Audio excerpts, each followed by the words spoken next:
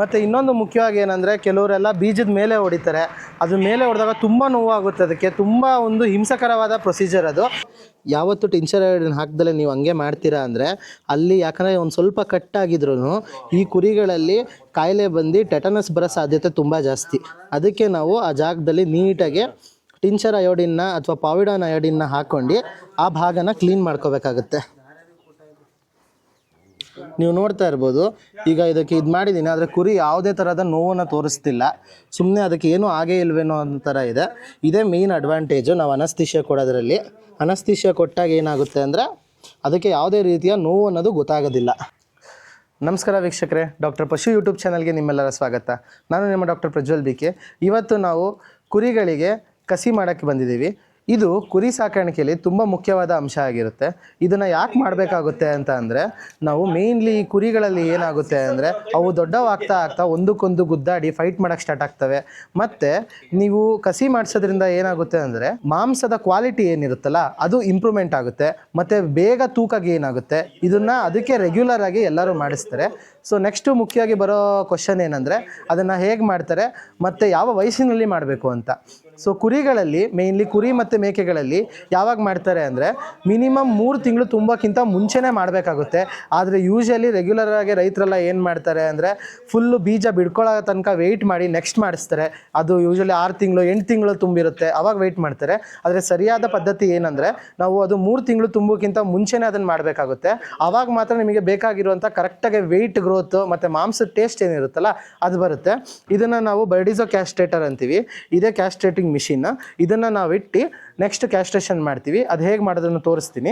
ಈಗ ಮುಖ್ಯವಾದ ಅಂಶ ಏನಂದರೆ ಹೇಳಿದ್ನಲ್ಲ, ಫಸ್ಟ್ ಮಾಡೋಕ್ಕಿಂತ ಮುಂಚೆ ನಾವು ಯಾವತ್ತು ಅದಕ್ಕೆ ಅನಸ್ತೀಶಿಯಾನ ಕೊಡಬೇಕಾಗುತ್ತೆ. ಲೋಕಲ್ ಅನಸ್ತೀಶಿಯಾನ ಕೊಟ್ಟು ಅಲ್ಲಿ ಮದ್ದು ಬರುವ ಹಾಗೆ ಮಾಡಬೇಕಾಗುತ್ತೆ. ಇಲ್ಲ ಅಂದರೆ ಏನಾಗುತ್ತೆ ಅಂದರೆ ಆ ಜಾಗದಲ್ಲಿ ನಾವು ಮದ್ದು ಬರ್ದಲ್ಲೇ ಹಂಗೆ ಡೈರೆಕ್ಟಾಗಿ ಕೊಡ್ತೀವಿ ಅಂದಾಗ ಅದಕ್ಕೆ ನೋವು ತುಂಬ ಉಂಟಾಗುತ್ತೆ. ನೋವು ತುಂಬ ಉಂಟಾದಾಗ ಏನಾಗುತ್ತೆ ಅಂದರೆ ಊಟ ತಿನ್ನೋದು ಬಿಡುತ್ತೆ. ಊಟ ತಿನ್ನೋದು ಬಿಟ್ಟಾಗಾದಮೇಲೆ ವೆಯ್ಟ್ ಗೇನು ಮತ್ತು ಮಾಂಸದ ಕ್ವಾಲಿಟಿ ಕಮ್ಮಿ ಆಗ್ತಾ ಬರುತ್ತೆ. ಅದಕ್ಕೆ ಮದ್ದಿನ ಅಂಶ ಕೊಟ್ಟು ನೆಕ್ಸ್ಟ್ ಮಾಡೋದ್ರಿಂದ ಏನಾಗುತ್ತೆ ಅಂದರೆ ತೂಕ ಚೆನ್ನಾಗಿ ಏನಾಗುತ್ತೆ ನೆಕ್ಸ್ಟು. ಸೊ ಇವಾಗ ಅದು ಹೇಗೆ ಮಾಡೋದ್ರಿಂದ ನೆಕ್ಸ್ಟ್ ನಾನು ತೋರಿಸ್ತೀನಿ ನೋಡಿ. ಕುರಿಗಳನ್ನ ಕಸಿ ಮಾಡಬೇಕಾದ್ರೆ ಯಾವಾಗಲೂ ಹೇಗೆ ಇಟ್ಕೋಬೇಕು ಅಂದರೆ ಕಾಲುಗಳನ್ನ ಕೊಂಬಿನ ಹಿಂದೆ ಮಾಡಿ ಹಿಂದೆ ಭಾಗನ ಎತ್ತಿ ನಮಗೆ ನೀಟಾಗಿ ಟೆಸ್ಟಿಸ್ ಸಿಗೋ ಹಾಗೆ ಹೀಗೆ ಇಟ್ಕೋಬೇಕಾಗುತ್ತೆ. ಫಸ್ಟ್ ನಾನೀಗ ಇದಕ್ಕೆ ಲಿಗ್ನೋಕೇನ್ ಅನಸ್ತೀಶಿಯಾನ ಕೊಡ್ತಾಯಿದ್ದೀನಿ. ಅನಸ್ತೀಶಿಯಾ ಕೊಟ್ಟು ಅದಕ್ಕೆ ನೋವು ಕಮ್ಮಿ ಆಗೋ ಹಾಗೆ ನೋಡ್ತಾಯಿದ್ದೀನಿ. ಈಗ ನೋಡ್ಬೋದು, ಅದನ್ನು ತೋರಿಸಿ ನಾನು.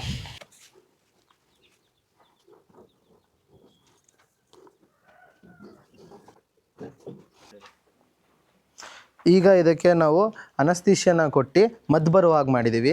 ಇದು ಮಾಡೋದು ತುಂಬ ಮುಖ್ಯ. ಯಾಕಂದರೆ ನಾವೇನಾದರೂ ಮದ್ದು ಬರುವಂಥ ಇಂಜೆಕ್ಷನ್ನ ನಾವು ಕೊಡಲಿಲ್ಲ ಅಂದರೆ ಅದಕ್ಕೆ ತುಂಬಾ ನೋವಾಗುತ್ತೆ. ಯಾವಾಗ ಕಸಿ ಮಾಡ್ತೀವಲ್ಲ ಅವಾಗ ನೋವಾಗುತ್ತೆ. ಮತ್ತು ಆ ನೋವಿನಿಂದ ತೂಕ ಕಮ್ಮಿ ಆಗುತ್ತೆ. ನೀವು ಮೇಯ್ನು ಇದು ಕಸಿ ಮಾಡಿಸ್ತಾ ಇರೋದೇ ಅದು ತೂಕ ಚೆನ್ನಾಗಿ ಬರಲಿ ಮತ್ತು ಅನ್ವಾಂಟೆಡ್ ಬಿಹೇವಿಯರಲ್ ಪ್ರಾಬ್ಲಮ್ನ ತಡೆಗಟ್ಟಲಿಕ್ಕೆ ಮಾಡ್ತಿರ್ತೀರ. ನೀವೇನಾದರೂ ಅದು ಕೊಡ್ದಲ್ಲೇ ನೀವು ಮಾಡಿದ್ರಿ ಅಂದರೆ ತುಂಬಾ ನೋವಾಗಿ ಅದು ವೆಯ್ಟು ಕಮ್ಮಿ ಆಗಿಬಿಡುತ್ತೆ. ಸ್ವಲ್ಪ ನಿಮಗೆ ಬೇಕಾಗಿರೋಷ್ಟು ವೆಯ್ಟ್ ಗೇನ್ ಆಗೋದಿಲ್ಲ. ಅದಕ್ಕೆ ಇದು ಮಾಡೋದು ತುಂಬ ಮುಖ್ಯ ಆಗುತ್ತೆ. ಈಗ ನಮ್ಮ ಮದ್ಬರ ಇಂಜೆಕ್ಷನ್ ಕೊಟ್ಟು ಮಿನಿಮಮ್ 10 ರಿಂದ 15 ನಿಮಿಷ ಅದು ಬಿಡಬೇಕು. ಇಲ್ಲಾಂದರೆ ಈ ಇಂಜೆಕ್ಷನ್ನು ಆ್ಯಕ್ಟ್ ಆಗೋದಿಲ್ಲ. ಸೊ ವೆಯ್ಟ್ ಮಾಡಬೇಕಾಗುತ್ತೆ. ನೆಕ್ಸ್ಟ್ ನಾನು ತೋರಿಸ್ತೀನಿ ಹೇಗೆ ಮಾಡಬೇಕಂತ. ಈಗ ನಾನು ಇದಕ್ಕೆ ಅನಸ್ತೀಶಿಯಾ ಕೊಟ್ಟು 15 ನಿಮಿಷ ಆಗಿದೆ.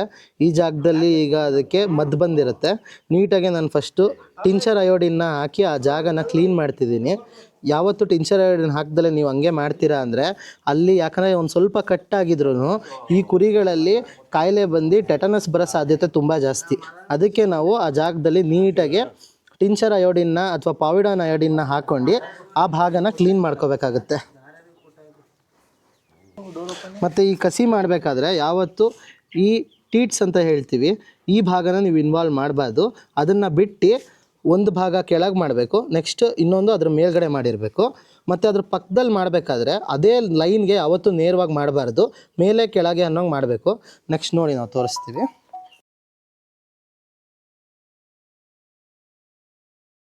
ಈಗ ಅದಕ್ಕೆ ನಾನು ಟೈಟ್ನ ಮಾಡಿ ಯಾವತ್ತು ಇದಕ್ಕೆ ಒಂದು 3 ಸೆಕೆಂಡು ಹಾಗೆ ಬಿಡಬೇಕಾಗುತ್ತೆ ಪ್ರೆಷರ್ನ. ಆವಾಗ ಮಾತ್ರ ಅದು ಕರೆಕ್ಟಾಗಿ ಕ್ರಶ್ ಆಗೋದು. ಇಲ್ಲ ಅಂದರೆ ಅಲ್ಲಿ ಕ್ರಶ್ ಆಗಿರೋದಿಲ್ಲ. ಅದನ್ನು ಬಿಟ್ಟು ನೆಕ್ಸ್ಟ್ ನಾನು ತೆಗಿತಾ ಇದ್ದೀನಿ. ಈಗ ಇಲ್ಲಿ ನಾವು ಮುಟ್ಟು ನೋಡಿದ್ರೆ ನಮಗೆ ಫೀಲ್ ಆಗುತ್ತೆ, ಗೊತ್ತಾಗುತ್ತೆ ನೀಟಾಗಿ ಆ ಭಾಗ ಕ್ರಶ್ ಆಗಿ ತೆಗ್ದಿರೋ ಅಂಥದ್ದು. ಈಗ ನೆಕ್ಸ್ಟ್ ಇನ್ನೊಂದು ಅದರ ಕೆಳಗೆ ಮಾಡ್ತಾಯಿದ್ದೀನಿ. ಇದು ನಾವು ಸೇಫ್ಟಿಗೆ ಹೊಡಿಬೇಕಾಗುತ್ತೆ.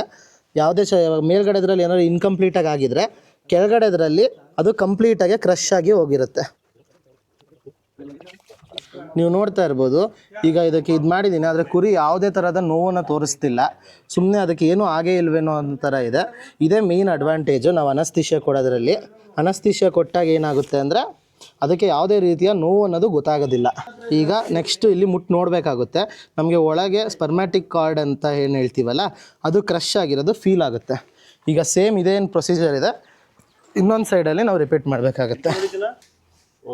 ಈಗ ನಾವು ಇನ್ನೊಂದು ಸೈಡ್ಗೆ ಸಪ್ರೇಟ್ ಮಾಡ್ಕೊಂಡು ಮಾಡ್ತಾಯಿದ್ದೀವಿ.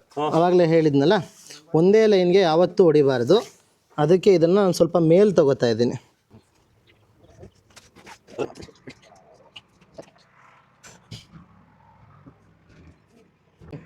ನೋಡಿ ಇಲ್ಲಿ ಅವಾಗ ಹೇಳಿದ್ನಲ್ಲ, ಒಂದೇ ಲೈನಕ್ಕೆ ನೇರಕ್ಕೆ ಇರಬಾರ್ದು ಯಾವತ್ತು. ಒಂದು ಮೇಲೆ ಒಂದು ಕೆಳಗೆ, ಇನ್ನೊಂದು ಮೇಲೆ ಇನ್ನೊಂದು ಕೆಳಗೆ ಮಾಡಿದ್ದೀನಿ. ಒಂದೇ ಲೈನಲ್ಲಿ ಹೊಡೆದ್ರೆ ಅಲ್ಲಿ ಇನ್ಫೆಕ್ಷನ್ ಸ್ಪ್ರೆಡ್ ಆಗುತ್ತೆ. ಅದಕ್ಕೆ ಒಂದೇ ನೇರದಲ್ಲಿ ಹೊಡಿಬಾರ್ದು ಅದನ್ನು. ಈಗ ಇದು ಮಾಡಾದಮೇಲೆ ಮತ್ತೆ ಅದಕ್ಕೆ ನೀಟಾಗಿ ನಾವು ಟಿಂಚರ್ನ ಹಾಕ್ತೀವಿ. ಆ ಜಾಗದಲ್ಲಿ ಯಾವುದೇ ಥರ ಇನ್ಫೆಕ್ಷನ್ನು ಬರ್ದಿಲ್ದ ಹಾಗೆ ಟಿಂಚರ್ನ ಹಾಕಿ ನೀಟಾಗಿ ಡಿಸ್ಇನ್ಫೆಕ್ಟೆಂಟ್ ಮಾಡ್ತೀವಿ. ಈಗ ಕಸಿ ಮಾಡಿದ ನಂತರ ಇದಕ್ಕೆ ನೋವು ಆಗದಿಲ್ದಿರಂಗೆ ನೆಕ್ಸ್ಟ್ ಪೇಯ್ನ್ ಕಿಲ್ಲರ್ ಇಂಜೆಕ್ಷನ್ನ ಕೊಡ್ತಾ ಇದ್ದೀವಿ. ಇದನ್ನು ಒಂದು ದಿವಸ ಮಿನಿಮಮ್ ಕೊಡೋದು ತುಂಬ ಮುಖ್ಯ ಆಗಿರುತ್ತೆ.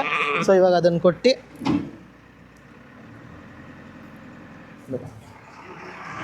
ಇದು ಕೊಟ್ಟಿದ ನಂತರ ಇದನ್ನು ಸಪ್ರೇಟಾಗಿ ಬಿಟ್ಟು 3 ದಿನ ಗಾಯನ ನೀಟಾಗಿ ನೋಡ್ತೀವಿ. ಮತ್ತು ಇನ್ನೊಂದು ಮುಖ್ಯವಾಗಿ ಏನಂದರೆ, ಕೆಲವರೆಲ್ಲ ಬೀಜದ ಮೇಲೆ ಹೊಡಿತಾರೆ. ಅದ್ರ ಮೇಲೆ ಹೊಡೆದಾಗ ತುಂಬ ನೋವಾಗುತ್ತೆ. ಅದಕ್ಕೆ ತುಂಬ ಒಂದು ಹಿಂಸಕರವಾದ ಪ್ರೊಸೀಜರ್ ಅದು. ಅದು ಅನಿಮಲ್ ವೆಲ್ಫೇರ್ಗೆ ಒಳ್ಳೆಯದಲ್ಲ. ಯಾಕಂದರೆ ನಾವು ಆ ಪ್ರಾಣಿಗಳ ಹಿತನೂ ಕೂಡ ನೋಡಬೇಕಾಗುತ್ತೆ. ಅದಕ್ಕೆ ಆ ಥರ ಮಾಡೋದು ತುಂಬ ತಪ್ಪು. ಆ ಥರ ಎಲ್ಲ ಮಾಡೋಕ್ಕೆ ಹೋಗ್ಬಿಡಿ. ಧನ್ಯವಾದಗಳು.